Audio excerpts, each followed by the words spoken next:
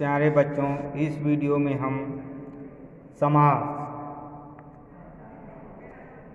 परिभाषा है, दो या दो से अधिक पद कारक चिन्हों को छोड़कर परस्पर मिल जाते हैं।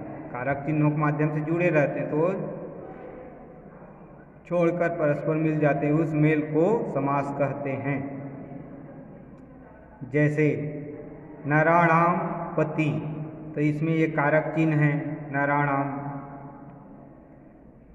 नरों का पति, नर पति षष्ठी है। समासिक पद, समास द्वारा बने शब्द को समासिक पद कहते हैं। जैसे नरपति समासिक पद है, ये समासिक पद है। समास द्वारा बने शब्द को समासिक पद कहते हैं।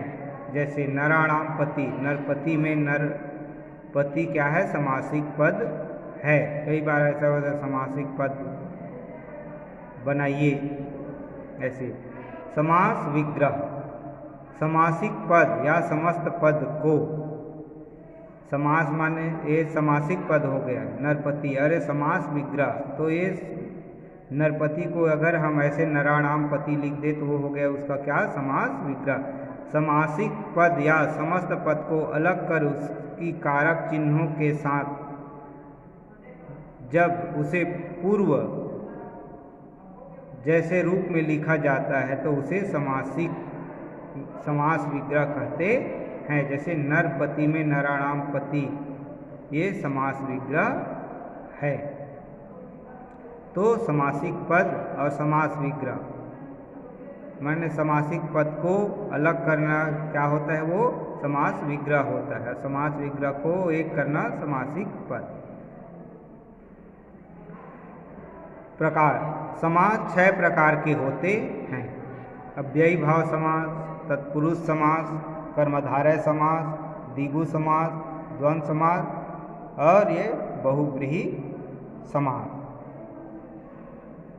तो पहला अव्ययी भाव समास। इस समास में पहला पद अव्यय, अव्यय माने जिसका या उपसर्ग होता है। अव्यय जिसका कोई स्वयं का अर्थ नहीं होता है, दूसरे शब्द के साथ जुड़ता है तो अर्थ हो जाता है।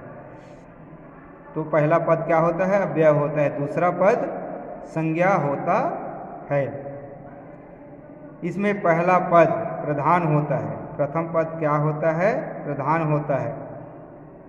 समास हो जाने पर समस्त पद अव्यय हो जाता है, और समास कर दिए उनका तो समस्त पद क्या हो जाता है? अव्यय हो जाता है।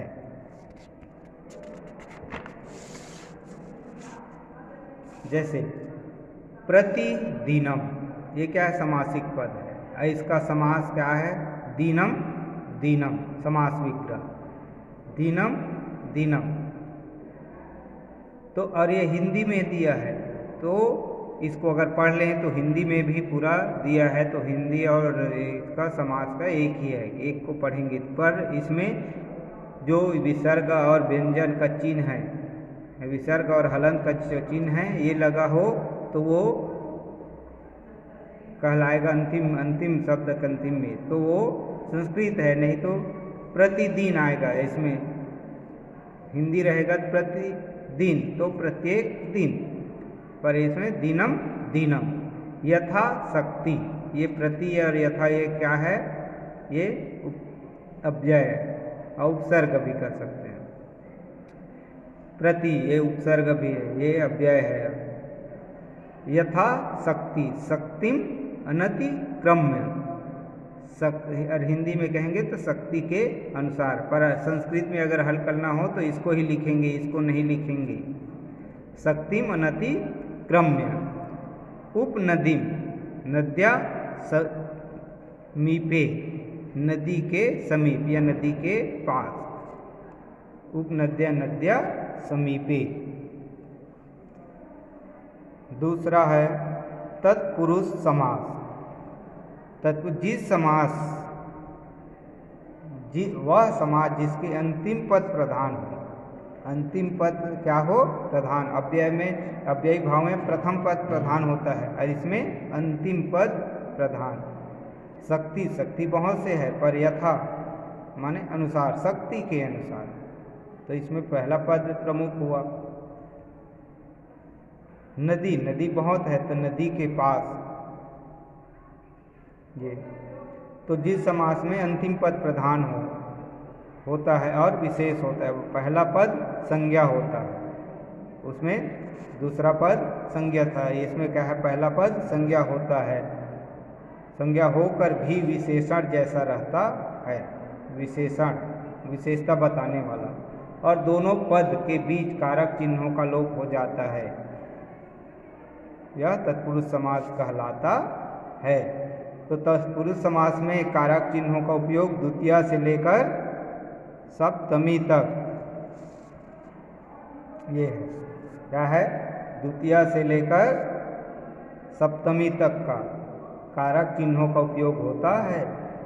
दुखम, दुखातीतम, दुखम अतीतम, दुख से पार गया, ये हिंदी में है, ये हिंदी के लिए। संस्कृत के दुखम अतीतम माने दुख से पार गया हुआ। अग्निदग्ध, अग्नि से जला हुआ, यहाँ पार हो रहा है और ये उससे जल रहा है, ये अलग हो रहा है और ये उसमें जल रहा है, इस दोनों में से दिया इसलिए है। गुरु दक्षिणा, गुरुवे दक्षिणा, गुरु के लिए दक्षिणा, जैसे कारक चिन्ह है ना, कर्ता ने कर्म को करण से के द्वारा, कर्ता ने कर्म को, दुख को पार गया, ऐसा भी कह सकते हैं, दुख को पार गया, अरे से। तो चतुर्थी, गुरु दक्षिणा, गुरुवे दक्षिणा, गुरु के लिए दक्षिणा। विप्रे धेनु, विप्राय धेनु, ब्राह्मण के लिए गाय। पंचमी, अब इसमें भी से है, तो चौरात, चोर से, चौरात भयम, चोर से भय। सिंह भीति, सिंह भीति, सिंह से भय। षष्ठी,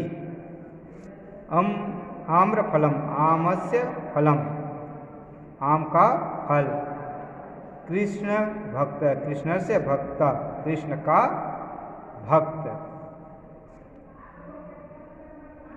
सप्तमी पुरुष, सप्तमी तत्पुरुष। कार्य, कार्य में दक्ष, जलमग्न, जल में डूबा हुआ, माने उसमें जो पूरा जो जानता हो ऐसा डूब गया है, तो कार्य दक्ष, जले मग्न, ये हो गया क्या? तत्पुरुष समास। अगले वीडियो में आगे का पढ़ेंगे।